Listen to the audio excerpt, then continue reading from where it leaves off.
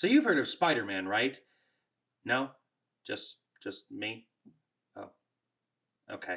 Well, for the uninitiated, Spider-Man is a comic book superhero that was created by Stan Lee and Steve Ditko, and has been around since 1962, making his first appearance in Amazing Fantasy number 15.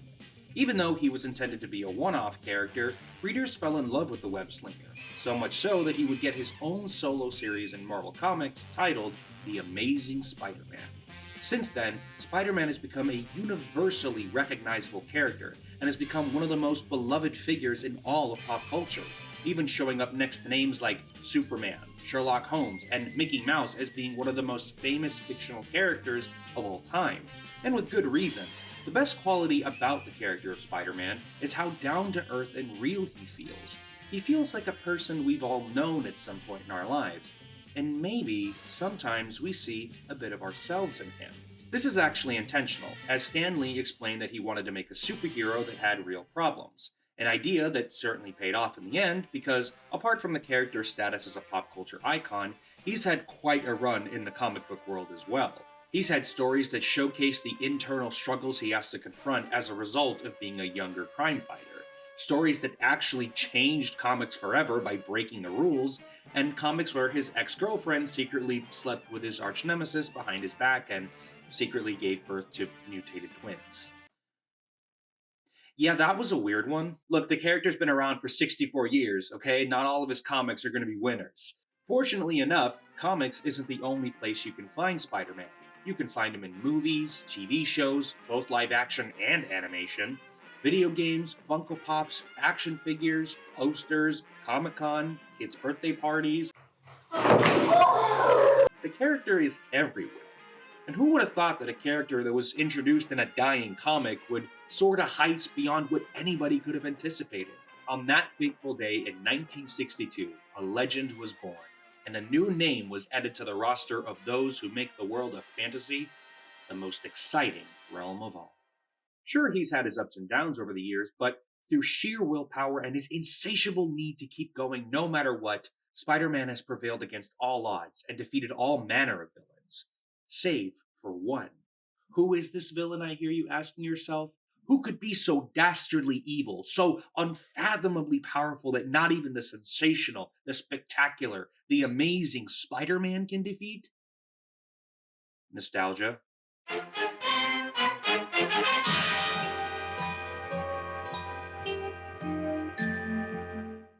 Yeah, I'm not gonna lie to you guys. Spider-Man fans can be pretty toxic at times, with the mistrust of how the character is handled in the comics, his complicated history in the media, and the old, tired, physically exhausting debate of which Spider-Man is the best Spider-Man. A question that we're actually going to answer today. But before that, we first have to look into why the fan base can be as overwhelmingly toxic as it is and how it got this way. First things first, though, I just want to let it be known that I'm not saying that every single Spider-Man fan is toxic. Obviously, not everyone in any community are all going to be exactly alike. People are always going to have different opinions and are going to express those opinions in different ways. Which is why, in order to be fair, I'm going to first talk about why some of the complaints the fans have are actually warranted. Starting off with the place where we see the most complaints, the comics. Spider-Man has been around for 64 years. It'd be ridiculous, even in spite of his status as a pop culture juggernaut, to assume that everything the writers do with him is going to be something that the fans are just going to eat up. Case in point, the Clone Saga. The Clone Saga was an era of Spider-Man comics that saw the introduction of a now fan-favorite character, Ben Reilly, a character who would be revealed as a clone of Peter Parker. However, when the Clone Saga first started, it would be very heavily implied that the Peter Parker we had come to know and love might actually be the clone, and that Ben Reilly is the original Peter Parker. This is starting to sound like a bad comic book plot. It gets worse. This angered fans, to say the least, because this decision essentially rendered decades of storytelling to be meaningless. A decision that, as far as anyone knows, was one that Marvel Comics actually intended to make permanent and follow through on. And the only reason that ended up not happening was because fans hated the idea. But even apart from this one really bad idea, the storyline never really stood a chance to begin with. The comic got passed around from writer to writer like it was a basketball, painstakingly dragged on for over 2 years, which ultimately led the storyline to becoming convoluted, poorly represented, and viciously mistreated Spider-Man's longtime love interest, Mary Jane Watson, in ways that I don't really want to go into right now. And worst of all, it tried to rewrite history. To this day, it is still considered one of, if not the worst comic book storyline that Spider-Man has ever been a part of. Sadly, it wouldn't be the last time we would see the webhead at the center of an infamous storyline, though. Only this time, it would give birth to the biggest complaint comic book readers have about Spider-Man, and that is that the writers will never let him be happy. This complaint goes all the way back to 2007, where Marvel Comics would make what is arguably the most controversial decision in Spider-Man's history. You see, during the Marvel Comics event Civil War, Spider-Man revealed his identity to the world as a result of siding with the Superhuman Registration Act, a law that forces superheroes to reveal their secret identities under the threat of arrest. Oddly enough, compromising his values and revealing his identity to the world, despite vowing never to do exactly that, was not the decision that sent the fanbase into a frenzy. That came in the One More Day storyline, when an assassin was sent by the Kingpin to kill Peter, but accidentally shot his Aunt May instead. After nearly beating the Kingpin to death in one of his coldest and most badass moments ever, Spider-Man was left emotionally distraught by the knowledge that, in all likelihood, Aunt May would not survive her injuries. This led him to Mephisto, a powerful wish-granting demon, that agreed to save Aunt May's life. But the price would be that Peter would have to sacrifice his marriage with Mary Jane, effectively altering reality so that it never happened. For some reason, Peter agreed to take the deal. But as one last middle finger to Spider-Man and his fans, just before Mephisto changes reality, he reveals Peter and MJ's daughter, who will now never be born as a result of their deal. And before anything can be done, his marriage with MJ is retconned out of existence. There is so much to unpack here. What makes this decision so controversial is that, unlike when a superhero dies, this decision, as of 2026, is actually permanent. As it turns out, one of the rules that Marvel Comics gives a writer before they start their run of a Spider-Man comic is that they cannot write it so that MJ and Peter get married again. They can be boyfriend and girlfriend, but never husband and wife. Once again, this is yet another instance where Marvel Comics thought that rewriting the history of their most popular and beloved character was a good idea. You know, to be honest, I'm not entirely sure why they stick with this decision. Spider-Man's marriage with Mary Jane is one of the most significant milestones in Spider-Man lore. Hell, Stan Lee officiated their wedding on live TV. It also doesn't help that they've been on and off so much over the years, making their relationship feel stale and repetitive, with the most recent roadblock in their relationship being a dude with a man bun. To make a long story short, MJ and Peter get transported to another dimension. Peter was able to find a way back to get to their universe, but accidentally left MJ behind. After a short time, Peter was able to make his way back to the alternate dimension to save MJ, but when he returned, 4 years had already passed in that dimension's time, and MJ was now with a guy named Paul, and was the mother of 2 children they adopted together. Though he was initially hesitant, Peter was able to sort of warm up to Paul and accept that he was with MJ now. You know, I get that different artists have different visions, but never in all my years did I think that they would make one of the greatest superheroes of all time an actual cuck. I mean, this is profoundly insulting to the character. Seriously, who thought that this alleged self-insert character would contribute anything to the world of Spider-Man?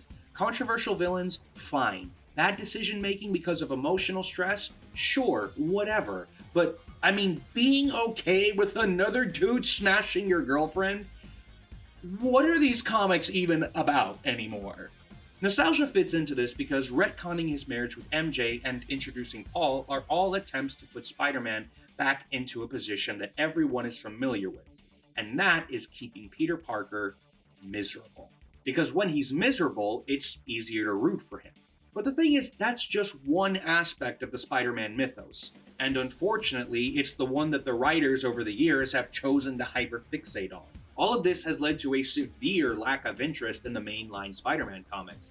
For the longest time, fans universally just haven't been very accepting or happy with many of the creative decisions made.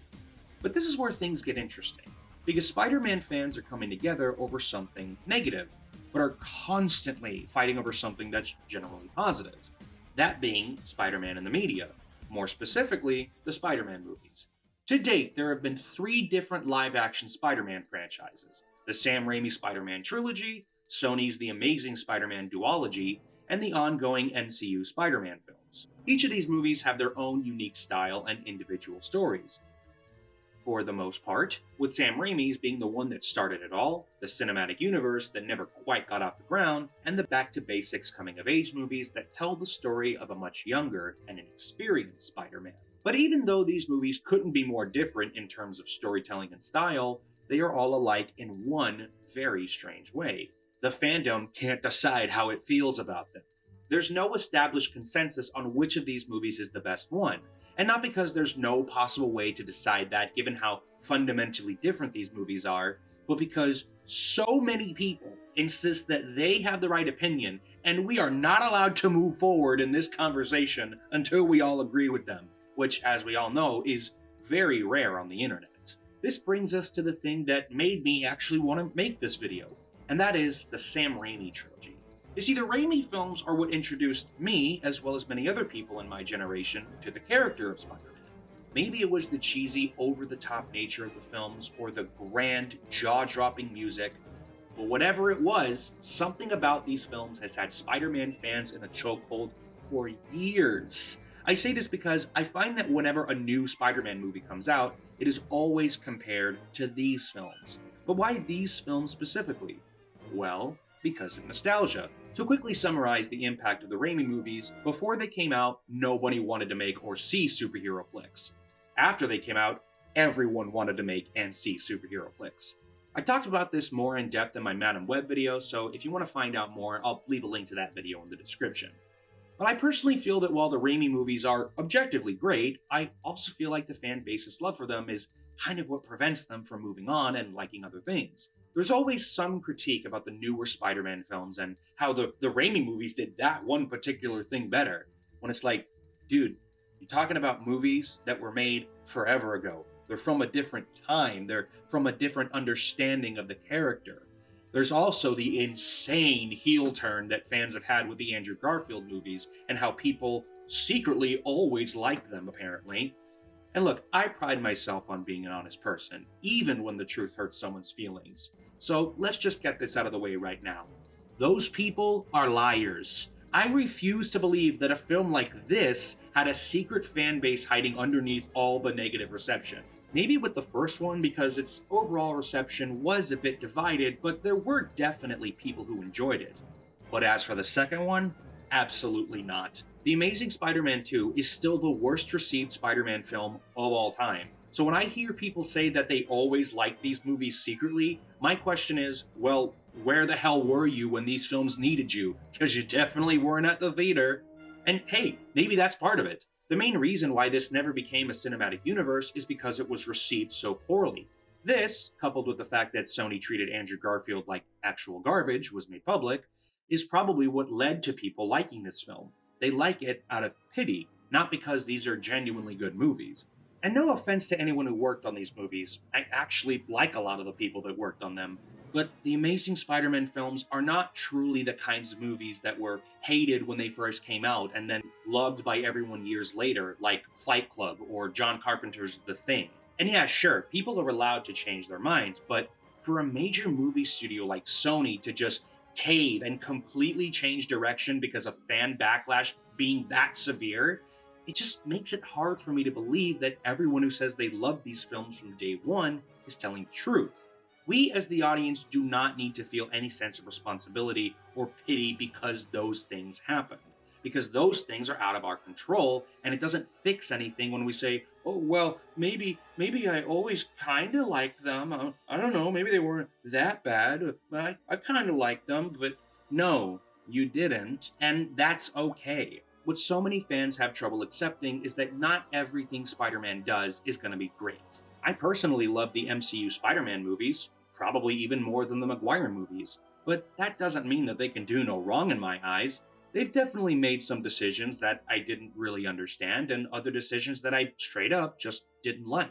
Even so, I sit here and wonder, why can't we just enjoy these films for what they are, without having to constantly compare them to other movies? Why is it that every new Spider-Man film has to get points docked down because Andrew Garfield's not in it, or because the Green Goblin's not in it, or because it's just not the Tobey Maguire movies? I feel that people are so blinded by nostalgia that they are simply incapable of admitting that maybe there are some things that the newer films do better than the old ones. It's even gotten to a point where fans straight up deny the words of Sam Raimi and Andrew Garfield when they say that Spider-Man 4 and The Amazing Spider-Man 3 aren't happening now or ever. The Spider-Man of my Tobey Maguire and Kirsten, they've gone elsewhere as they had to with other Spider-Men. So right now we're following a new artist playing Spider-Man, and we're really into his story. So I don't think it'd be right for me to go back and try and resurrect my version of the story. I think I've had to pass the torch. Happily, I was honored to have it. Stan Lee's great character that a bullpen of writers in New York at Marvel had come up with stories for. He created the character, but so many people contributed, so many artists, that for a brief time I was handed the torch to carry on after 40 years of Spider-Man comics. And then after my 3 movies, I handed the torch off to someone else. And I think they've got to keep running with the storyline and the audience that is now following the torchbearer. Here's the thing. The other movies are still there. We can still watch and appreciate them. I actually make it a habit to rewatch the Sam Raimi movies every once in a while, just to see if I still feel the same way about them. And every time I rewatch them, I'm not even kidding, every time I rewatch them, I like them even more. I always find something new to appreciate about them, and that's important to me. I may not be a fan of the Amazing Spider-Man films overall, but there are some scenes, yes, even in the second one, that I do like. And I do still stand by my opinion that even though I don't like his portrayal, I believe Andrew Garfield is one of the best actors alive. And I think that his show-stealing performance in No Way Home truly shows that if they had given him the right material, his movies could have been so much more.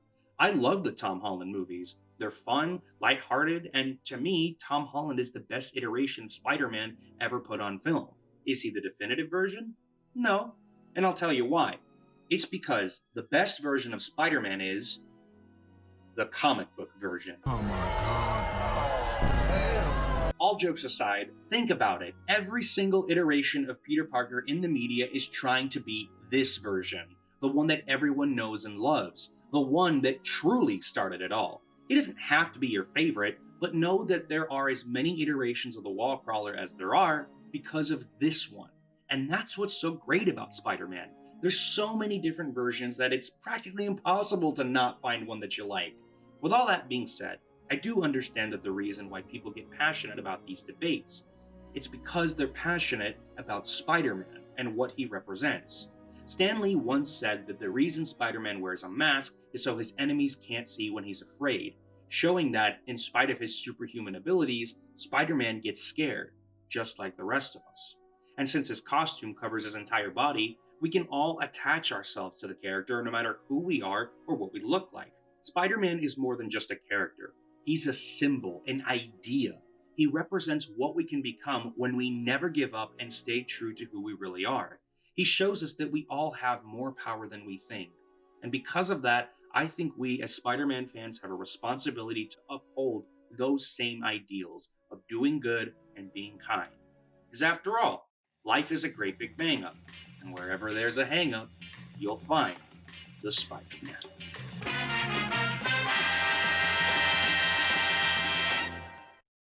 But anyways, guys, thank you all so much for watching. And if you want to see more videos like this, then be sure to hit that subscribe button and notification bell so you're notified every time I upload a new video. If you like this video, be sure to give it a thumbs up and leave me a comment letting me know what you want to see next. But other than that, guys, thank you all so much for watching, and have a great day.